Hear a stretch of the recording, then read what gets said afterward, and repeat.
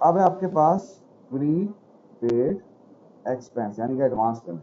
Prepaid, जब आप advance में पेमेंट कर देते हो, अगले साल का एक्सपेंस आप इस साल पे कर देते हो, तो वो आपका क्या कहलाता है? Prepaid expense. मैंने अगले साल के रेंट अभी इस साल पे कर दिए 2 महीने के, तो वो मेरा क्या कहलाएगा? प्रीपेड। जब आप अगले साल का एक्सपेंस इस साल पे कर देते हो, वो कहलाता है प्रीपेड एक्सपेंस। और आप पेमेंट पहले करते हो और यूज बाद में कर रहे हो, इसे भी कहते हैं प्रीपेमेंट। जैसे प्रीपेड कार्ड होता है ना, पहले पेमेंट करते फिर यूज करते हैं। अब स्टार्ट होता है भाई।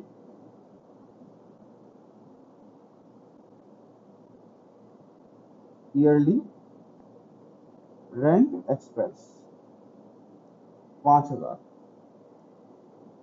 रेंट पे 8,000। पूरे साल का रेंट एक्सपेंस कितना है भाई? 5,000। और मैंने रेंट कितना पे कर दिया? 8,000। इसका मतलब है सर आपने 3,000 अगले साल के पे कर दिया, ज्यादा पे कर दिया, एडवांस पे कर दिया अगले साल का। ऐसा ही है।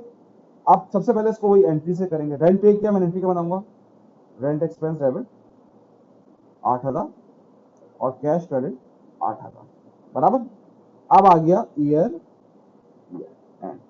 देखो बेटा, ईयर एंड में फिर वही रूल लगेगा, अक्रूवल बेसिस ऑफ अकाउंटिंग, जो इससे पहले पढ़ के आ रहे हैं कि पूरे साल का एक्सपेंस रिकॉर्ड होगा। बस ये रूल है, इसको याद रखना है आपको। ये इनकम स्टेटमेंट का रूल है कि 12 महीने का एक्सपेंस रिकॉर्ड होगा और 12 महीने की इनकम रिकॉर्ड होगी। ना 11, ना 12, ना 13, 12 महीने बस ईयरली रेंट एक्सपेंस। अभी तक देखो, पूरे साल का एक्सपेंस था कितना? 5,000। और मैंने यहां पर एक्सपेंस कितना रिकॉर्ड कर दिया? 8,000। तो उसका मतलब है मैंने अगले साल का भी एक्सपेंस रिकॉर्ड किया। अब ईयर एंड पे क्या होगा? मुझे सिर्फ 12 महीने का चाहिए, मुझे अगले साल का नहीं चाहिए। तो जितना मैंने ज्यादा एक्सपेंस पे किया होगा वो मैं अपने पास से कम कर दूंगा।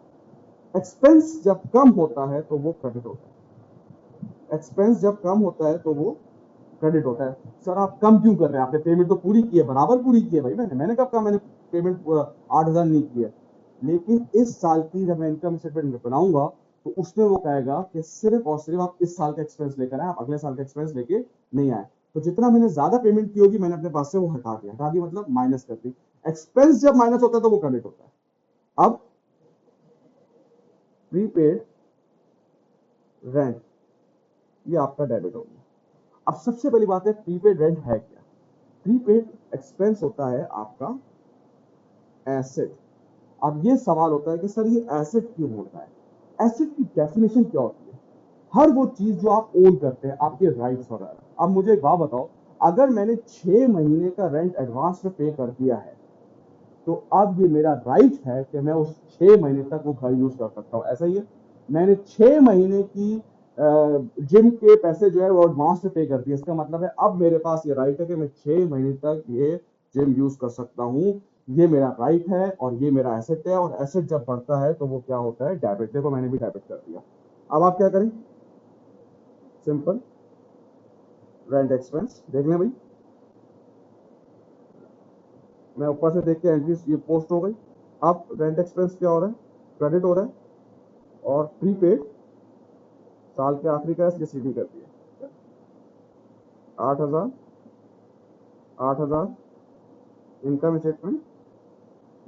हाँ, सीडी बीडी जरूर कर दिएगा।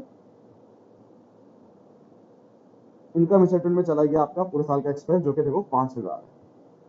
अब एक और तरीके से भी हम करके देख लेते हैं भाई। ईयरली रेंट एक्सपेंस है 5,000 और हमने रेंट पे किया है ड्यूरिंग द ईयर 8,000। चलें एक और तरीके से, कुछ बच्चे कहते हैं इस तरह से उनको सही लगता है। ये रहा, मैंने रेंट एक्सपेंस निकाला। रेंट की पेमेंट सारी आपको पता है डेबिट साइड पे आती है सारी पेमेंट्स। और पूरे साल का एक्सपेंस आता है यहाँ पर इनकम स्टेटमेंट में। पूरे साल का एक्सपेंस कितना दिया हुआ है? डाल दो भाई 5,000। अच्छा, रेंट पे सही है भाई। अब खुद करना है हमें, खुद का खुद बताएगा बैलेंस कहाँ हो रहा है। 8,000, 8,000 किधर आ रहा है भाई ये?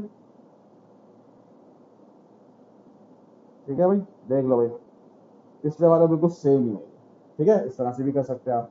Thank you.